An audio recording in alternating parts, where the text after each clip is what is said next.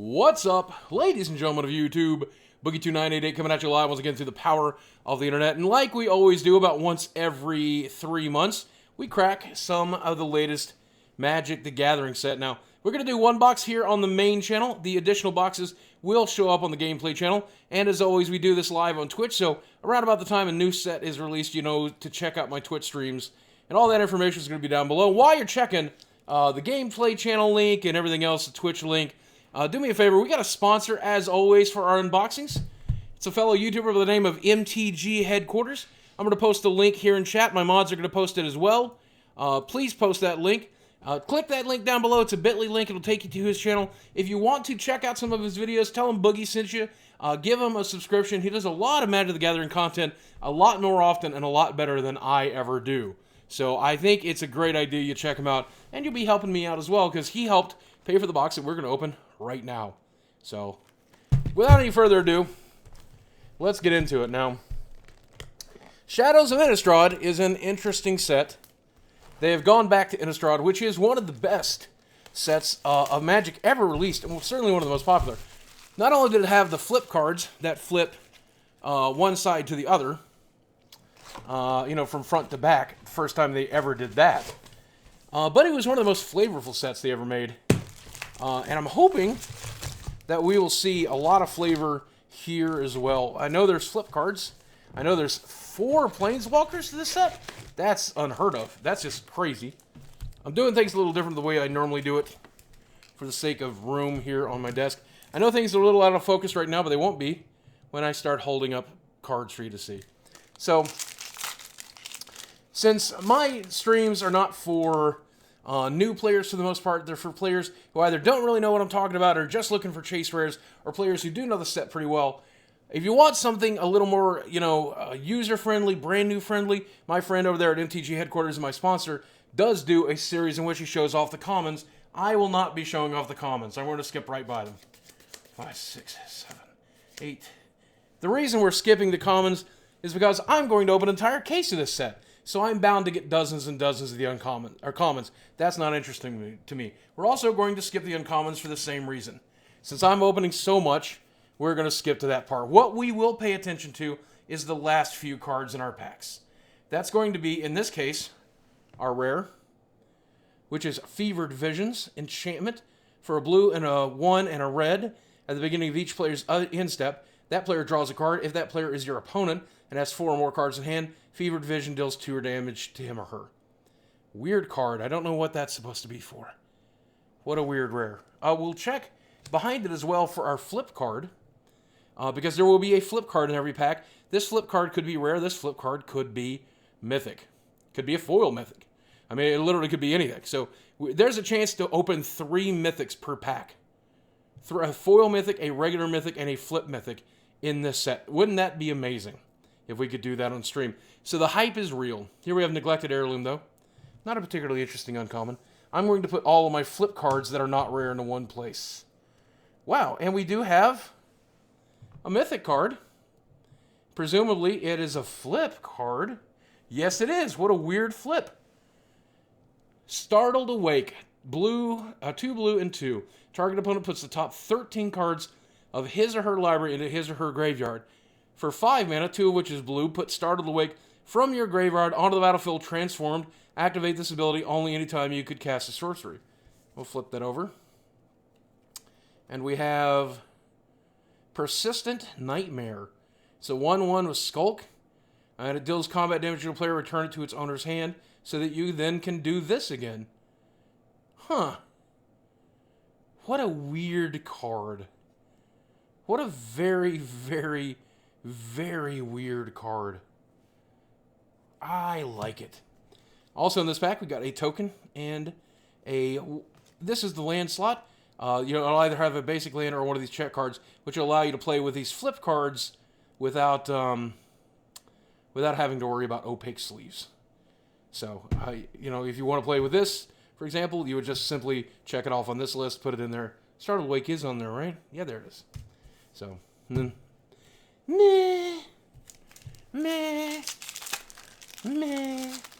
Mill is not often a strategy that is one that's going to win you a lot of matches, but it sure is a lot of fun to play. And it can work in limited, for sure.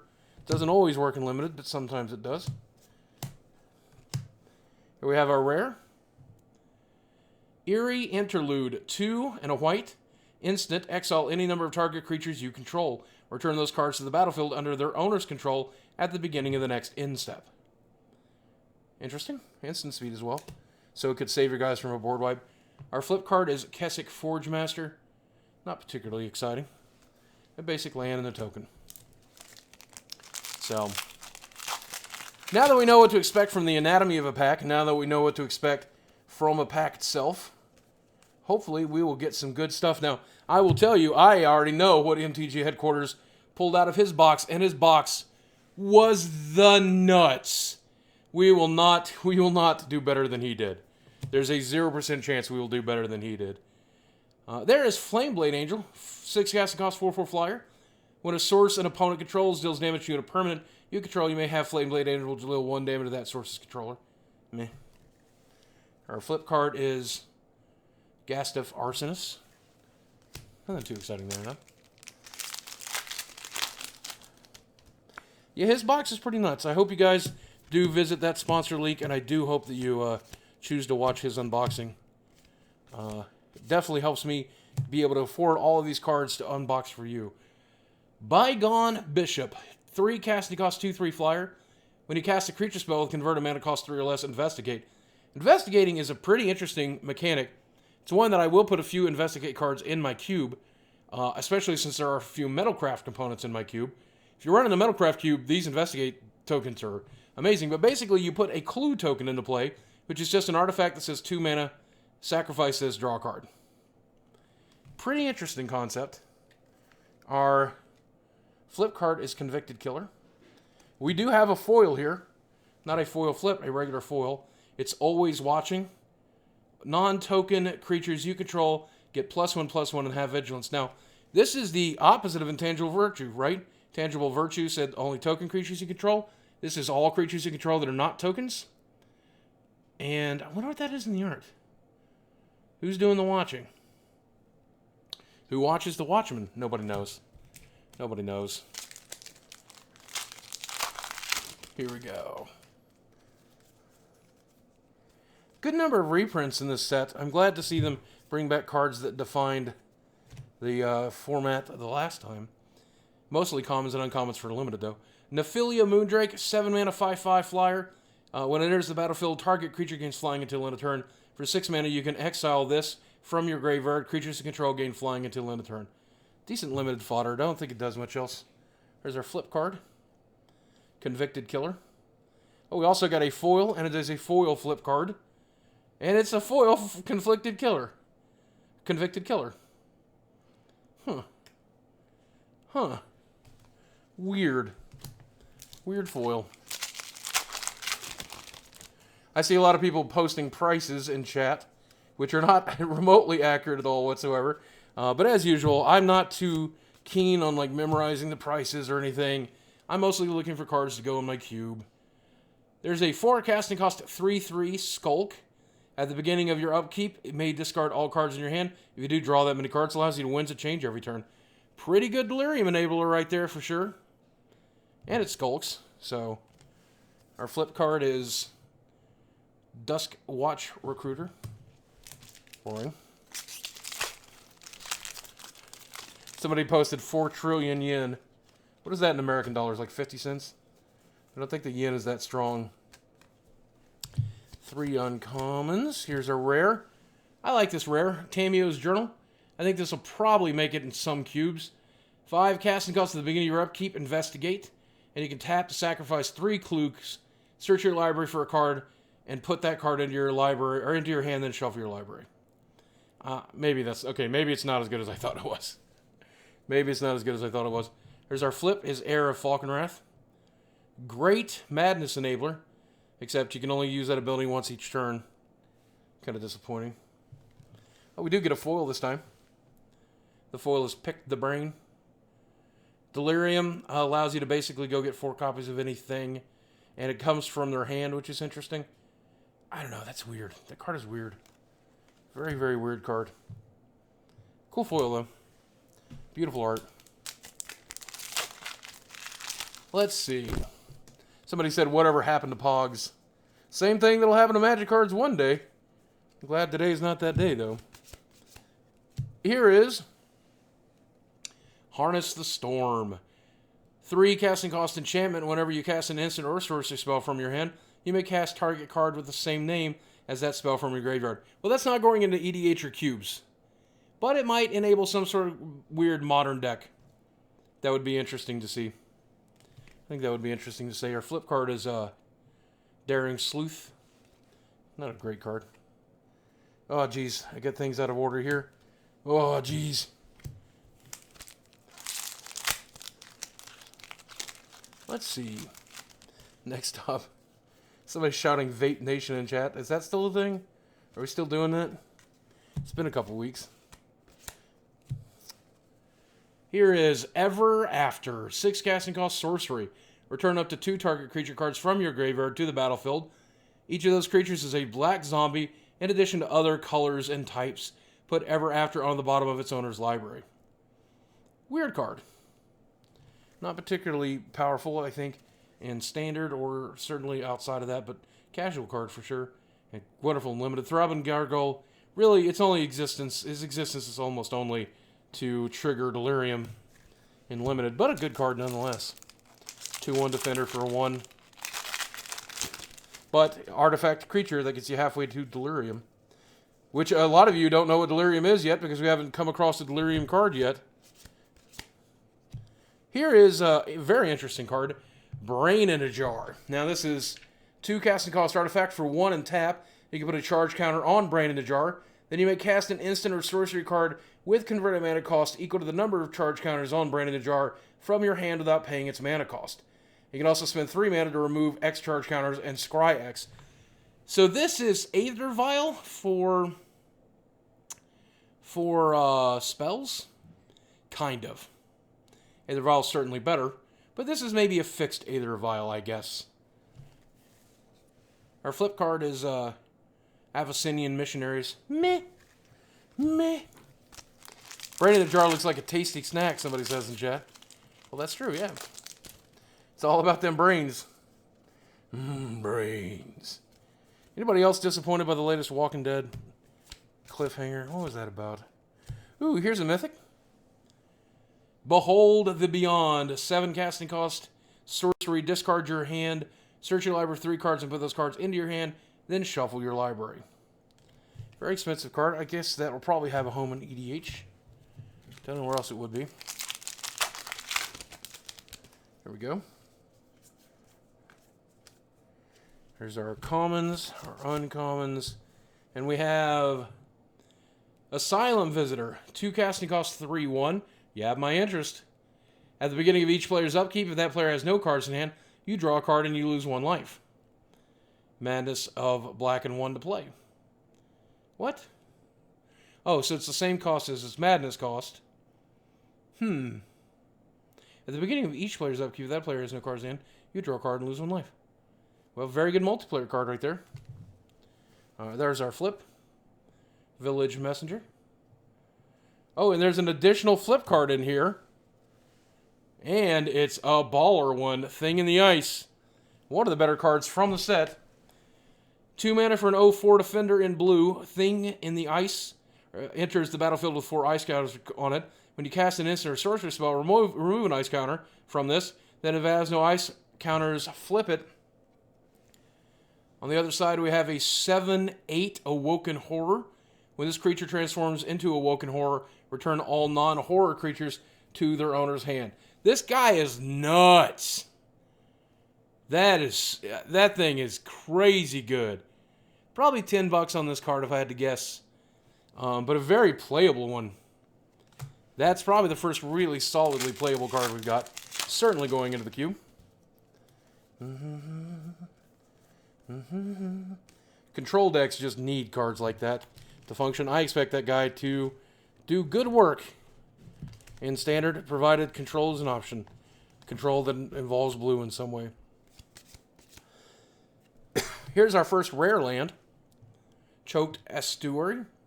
As Choked Estuary enters the battlefield, you may reveal an island or swamp card from your hand If you don't, it comes into play tapped and it taps for a black or a blue. It feels like they're running out of ideas for lands. Here's our flip card, Town Gossip Monger. Feels like they're running out of ideas for lands. Now we have reveal lands, which is cool. I'm cool with that. But what else is there? Like, what other ways can you have dual lands in this game? I think eventually they're just going to be stuck forever printing reprints of lands. Here's Devil's Playground. Excuse me there. Devil's Playground, 4 and 2 red. For sorcery speed, you put 4 1/1 red devils into play. And when this creature dies, it deals 1 damage to target creature or player. Let me just remind you, this card will get you blown out in limited if you choose to block with all 4 tokens to deal 8 damage to one thing.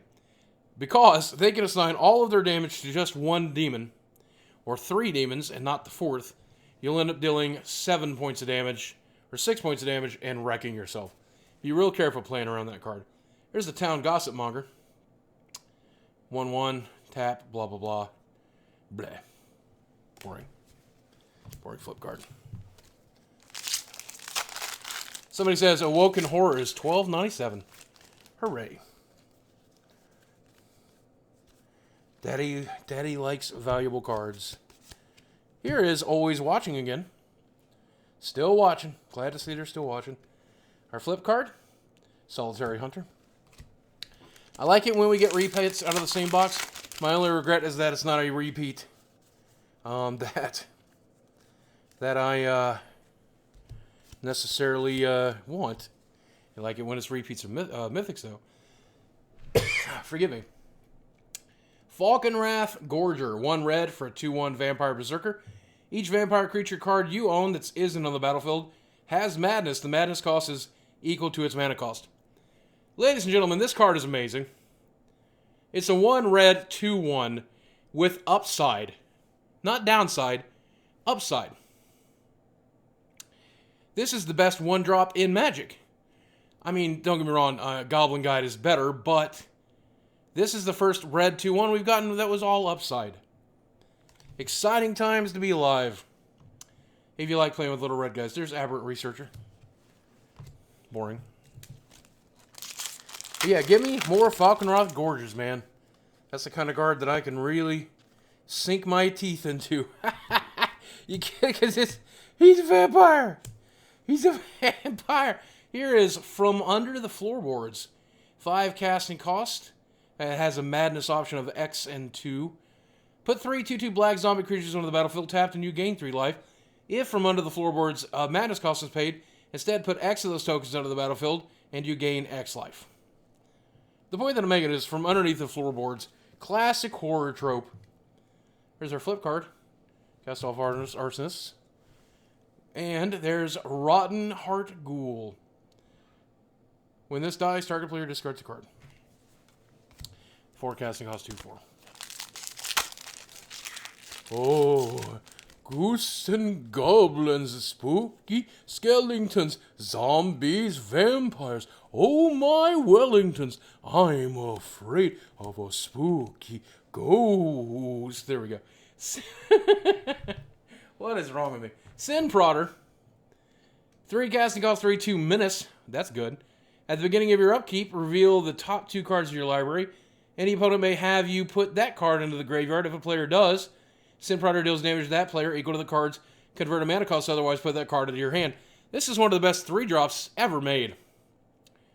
3 casting cost 3/2 minutes. That alone is worth looking at. But the fact that he can potentially draw you a land, or potentially draw you a powerful card, or potentially have that card deal damage to your opponent, just all upside. This guy is all upside. Plus, look at that art, dude. He's like a little, he's a little meanie. Yeah, that's one of my favorite cards printed to date. Uninvited Geist. You get it? Uninvited Geist. It's like uninvited guest. You get it? Do you get it? Invited Geist, uninvited ghost. Uninvited guest. That's what I'm saying. Yeah, Red got some good cards this time around. Red got some damned good cards. Here is Rattle Chains, 2/1 Flying Flash. When it enters a battlefield target, Spirit gains hexproof until end of turn. That could be itself, I think. Yeah, it could be itself. So I don't know why you would want to do that. I don't know if this... I mean, blue doesn't have a lot of good 2-1 flyers for 2, so there's probably places that goes. And it might be in standard as well. There's a Gatstaff. I don't fucking know. Arsonist. Ooh, we did get a flip rare, though. Sage of Ancient Lore. Green and 4. Has power and toughness equal to the number of cards in your hand. Has Sage of Ancient Lore. Enters the battlefield, draw a card. At the beginning of your upkeep, if no spells were cast last turn, flip it. Vigilant Trample. Werewolf of Ancient Hunger's power and toughness are equal to the number of cards in all players' hands. At the beginning of each upkeep, if a player casts 2 or more spells last turn, transform this. So, pretty cool card.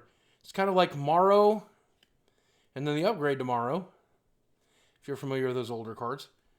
I mean, that's a cool flip. Again, don't know where that belongs. Probably some sort of blue-green EDH deck for sure, where you draw a million cards and have a giant guy, and he's hard to kill. To the Slaughter. For a black and 2, target player sacrifices a creature or planeswalker. That's a good edict. Delirium. If there are 4 more card types amongst cards in your graveyard, instead that player sacrifices a creature and a planeswalker. This is a very good edict effect. I really like it. Our flip card is Hinterland Logger. I do like that card. There's much better options in a lot of formats, but I would expect that card to see some play. Definitely will kill a few things in the ice in the standard format. Here's one of the better cards of the set. Now, when you compare this to Vindicate, it's not that great, but as a fixed Vindicate, it's really good. A black, a white, and 1 for an instant speed Anguished Unmaking. Exile target non-land permanent, you lose 3 life. So it doesn't destroy it. Exiles, you have to pay 3 life to do it. But otherwise, it's Vindicate, doesn't hit lands. Still a great spell. Just a great card in general. There is Harvest Hand. Cool to see Scarecrows getting a little love. Good excuse. Delirium is a good excuse to put artifact creatures in a sealed format. Oh, we got another rare out of that pack. Hanuar Militia Captain, 2 casting cost 2/2. At the beginning of your upkeep, if you control 4 or more creatures, flip. And on the back side, we have Westval Cult Leader's power and toughness are equal to the number of creatures you control. At the beginning of your end step, put a 1/1 white and black human cleric creature token onto the battlefield. So he makes babies. Once your army gets so big, he goes nuts, gets a following, keeps making more babies. Which then make more babies, then make more babies, then make more babies, then make more babies. So many babies. I love me some token strategies. I don't know that he's going in my cube, but he could. I do have good token support in there, so it might work. There's the second harvest, 2 and 2, or 2 and 2 green. For each token you control, put a token on the battlefield that's a copy of that tournament. That's a weird card. It's kind of a win more situation kind of thing. Here is Skin Invasion. Skin Invasion? What the fuck? Let's read this, guys. It's weird. Enchanted creature attacks each turn available. When an enchanted creature dies, return Skin Invasion to the battlefield, transformed under your control. You flip it, it's a 3/4. Weird. Sugar. Whoa! Hey, we got a foil. That's a nice foil right there. Declaration in stone. Sorcery speed, 1 white and 1. Exile target creature and all other creatures his controller controls with the same name as that creature. That player investigates for each non-token creature exiled this way. I would like this a lot better if it had been white in an instant. Along the lines of Path of Exile or whatever. And didn't hit multiples, but I'm glad that it does hit multiples because it blows out token strike. Anyway, good card. Very nice rare. Very nice foil to pull. A good card overall, basically. Here we go. That is definitely going in my cube. Especially because it's foil. Here is Confirm Suspicions, 5 casting cost instant. Counter target spell, investigate 3 times. Meh. I mean, meh, but also meh. There's our flip card. But yeah, meh. Nothing too exciting there. I think this has been a good box so far. It's not as good as MTG Headquarters' box. You guys should go watch that unboxing when we're done here, or when you're done with this YouTube video. Again, that link is going to be in the description box below. And thank you, MTG Headquarters, for sponsoring this box and sponsoring this video. There's Seasons Past, 6 casting cost sorcery. Return any number of target cards with different converted mana costs from your graveyard to your hand. Put Seasons Past on the bottom of its owner's library. Probably EDH. That's probably an EDH card. There's our flip card. Probably a basic EDH card. Here we go. We are 2/3 through this box. We're getting to the home stretch now. This is a card that's pretty interesting. Slayer's Plate, 3 casting cost. Equipment, equips for 3. Equipped creature gets +4/+2.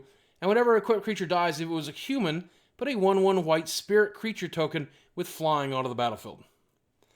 That he likes. I don't know, again, that might have... I mean, it's as expensive as Loxodon on Warhammer, for goodness' sake. So, but it's probably got its uses. There's a flip enchantment. I'm glad to see them make flip sorceries, flip enchantment, flip weird cards. I like flip weird cards. You know, more flip artifacts, more flip lands, please. That is cool to me. Stuff we've never seen in the game, we won't see outside of Innistrad ever again. Angel of Deliverance, 6 and 2 white for a 6/6 flyer. With Delirium, when it deals damage, if you have Delirium, exile target creature an opponent controls. Cool art on her. She looks like a superhero. Wow, she looks like a superhero. I don't know how nuts I am for that card, but I love the art. There's the Accursed Witch. That's our flip card. Turns into a curse. Very weird card again, too. Love it when you guys get strange over there, Mark. Mr. Rosewater, sir. Here is Drog Skull Cavalry, 7 casting cost, 4/4 flyer. When another spirit enters the battlefield under your control, you gain 2 life. And for 3 and 1 white, you can put a 1/1 spirit creature token flying with flying onto the battlefield. Limited fodder, I guess. You know, or intro pack rare, probably. Solitary Hunter, 4 casting cost, 3/4 at the beginning of your upkeep. This is our flip card. Flip it. And it's a 5/6 on the other side. Again, I hate the boring ones like that. There's a foil land. I got a foil, but it's a foil land. Here we go.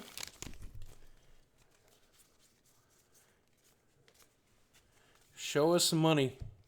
Let's make this box great again, as they say. 3 casting cost, 3/2. All right, you have my attention. Tireless Tracker. When a land enters the battlefield under your control, investigate. Whenever you sacrifice a clue, put a +1/+1 counter on this. Interesting. Certainly priced well. Kindly Stranger, 2 casting cost, 2/3. Blah, that's your flip card. Flip cards are kind of boring most of the time. It's interesting because there's something they can go crazy creative with, and then they've gone a little bit creative. But not creative enough, I suppose. But then again, you can't have every flip card be complicated. There's 1 per pack, so, you know, new players, what have you. That seems reasonable. There is Port Town, the black and blue and white show land. Is that what we're calling it? Reveal land, show land? I don't know what they're calling these, but show an island or a plains where it comes into play tapped. Our flip card is Pious Evangel. Evangel. Wow. Don't really hear that word too often, just Evangel by itself. Hey, what are you? I'm a Pious Evangel. You're like an evangelist? Yeah, but I'm an evangel. Why aren't you an evangelist? I didn't want to be. Why? Not enough room on the card. Hey, here's another mythic. Ulvenwad Hydra. 2 green and 4. Power toughness equal to the number of lands you control with reach. When it enters the battlefield, you may search your library for a land card, put it onto the battlefield tab, then shuffle that library. Get your shuffling on. Interesting card. Convicted Killer. And we do have a foil this time. Manic Scribe. What? What a weird card. When it enters the battlefield, each opponent puts the top 3 cards of his or library into the graveyard. At the beginning of each opponent's upkeep, if you have Delirium, that player puts the top 3 cards of his or her library into his or her graveyard. Mill's back, baby! Mill's back! Standard Mill! Standard Mill hasn't been really good except Sanity Grinding. When Sanity Grinding was in the format, and you could play with Una, Standard Mill was a thing. You could take that to a Pro Tour qualifier. There's Diagraph Colossus. 3 mana for a 2/2. Enters the battlefield with a +1/+1 counter on it for each zombie card in your graveyard. When you cast a zombie spell, put a 2/2 black zombie creature token onto the battlefield tapped. Man, that pushes Zombie Tribal right there. That guy says, build around me zombies. Skin Invasion. I don't know that there's enough stuff pushing zombies yet in Standard. But if it is, that's a Standard deck I would like to build and play. And then lose to Siege Rhino. No, Siege Rhino is gone. Siege Rhino is gone. No. The fuck out of here, Siege Rhino. Corrupted Graphstone. 2 mana rock taps. Enters the battlefield tapped. You can tap it to choose a color of a card in your graveyard and add 1 mana of that color to your mana pool. Interesting mana stone, as it were. I mean, the fact that you have to have something in the graveyard with a color, can't be a land, is a little irritating. I wish it could have been colorless. Or I wish it tapped for colorless naturally, and then also could tap for a colored. But, whatever. More complicated design. It does what it needs to do. There's the Silver for Partisan. 2/2 for 3. Trample whenever a wolf or werewolf you control becomes the target of an instant or sorcery spell. Put a 2/2 green wolf creature token onto the battlefield. I thought he was a flip guy, but he's not. Here's our flip card. Solitary Hunter. Here's our foil. Stern Constable. Well, this box is not the best box. For sure. It's got a few packs left to shape up and do a little bit better. But it's not that bad. We'll take one look at the rares at the end here. Here is Engulf the Shore. Return to their owner's hands all creatures with toughness less than or equal to the number of islands you control. Weird card. Just what the hell is that card? What the hell is that card? What the hell? What the hell? I think buying this box was better than buying the singles that we got out of it. I think we might have reached the $99 goal that the professor sets for his boxes, and I set for mine as well. Odric Lunarch Marshal. 4 casting cost 3/3. Legendary creature human soldier. At the beginning of each combat, creatures you control gain first strike until the end of turn if a creature you control has first strike. The same is true for flying, death touch, double strike, haste, hexproof, indestructible, lifelink, menace, reach, skulk, trample, and vigilance. Not prowess, though. Surprised prowess is not on that list. Bleh. Last pack.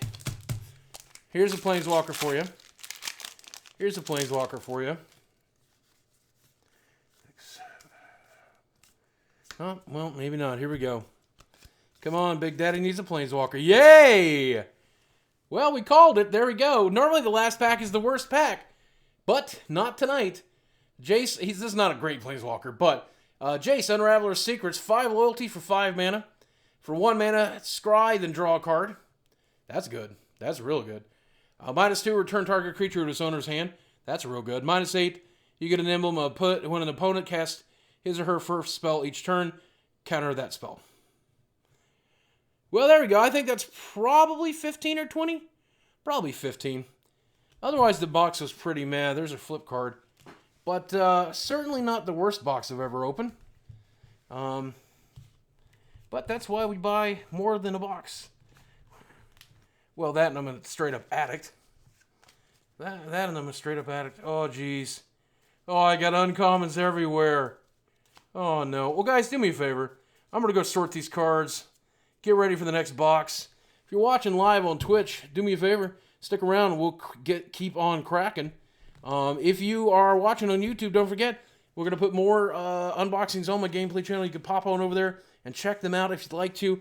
As well as you can check out my sponsor. That'd be doing me a big favor. It'd be doing him a big favor. We'd all be getting a huge, huge favor if you would check that out. MTG headquarters. Go watch him unbox his box. It was so much better than mine. Thank you guys for watching. I love you very much. I'll speak with you again soon. Bye.